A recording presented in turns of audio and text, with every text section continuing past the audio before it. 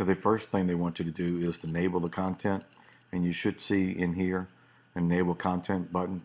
Go ahead and click on that. I've already enabled the content on mine. And then they want you to close the events list table, so we did that. In the data view table, let's create a new table. So we'll go to create a table. We'll go to click to add, and they want you to add 3 columns to the table. First one is building project, so I'll come here, select the text type, and type in building project. On the next one, again, click text, type in site, go to the next one, and type in text contractor. And in the last field, we want to choose a currency. And here we're going to type in budget amount.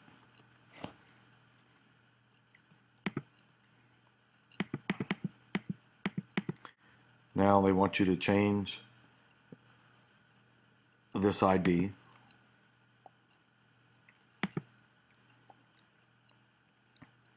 So right click on the field, type rename field, and here we want to name it project ID. And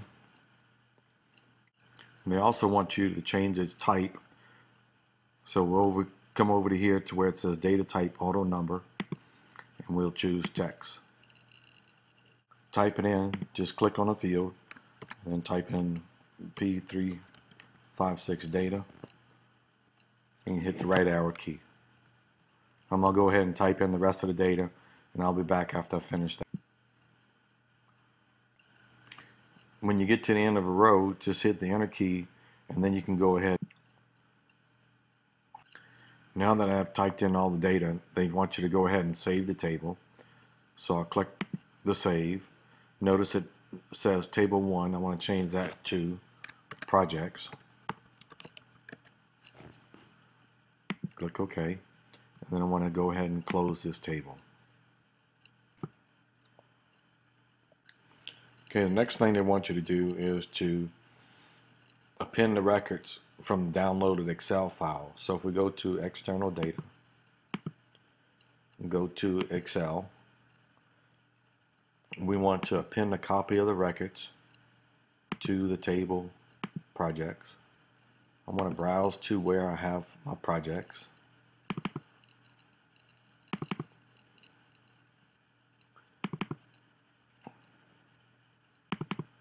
I have one under chapter 1, and here's the current folder, and this is the projects.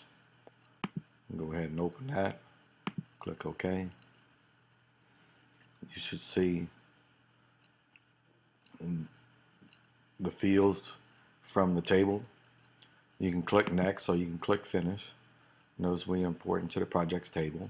You can leave this unchecked and click finished, and then close that.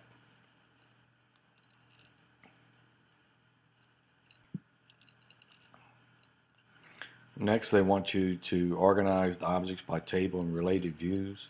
So if you come over to the events navigation, click on this. Notice there's table and related views.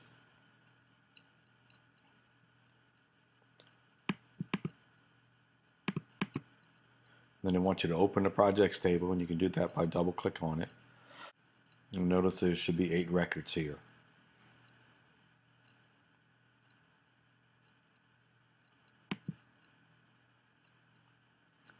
And then we close the navigation pane.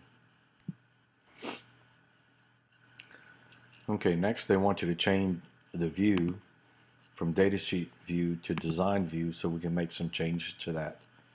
And then they want you to enter a description for this particular field. And we'll type in enter the project ID using the format P dash and 4 pound signs, which indicates numbers.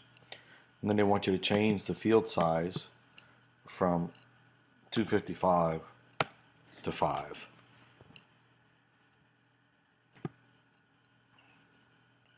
Okay, they want you to change it back to datasheet view. And then actually, if you want to save the table, say yes. And then it asks you whether you want to make sure this is a change because you're making a field from 255 to 5, and we'll go ahead and say yes. Next, they want you to apply best fit to all the fields in the table.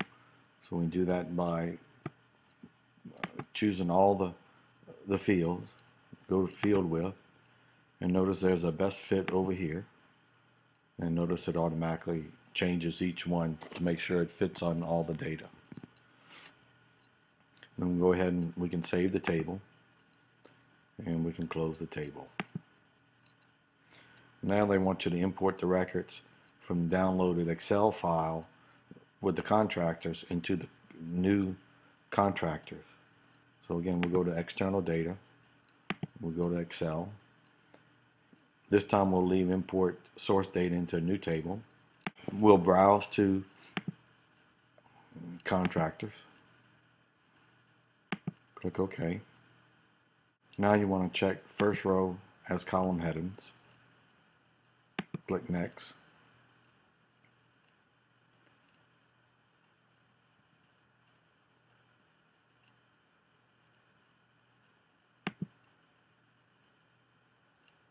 Click on Choose My Primary Key, and then choose ID as the primary key for the table. And notice Import to Table, we're going to import to contractors. And click Finish. And close.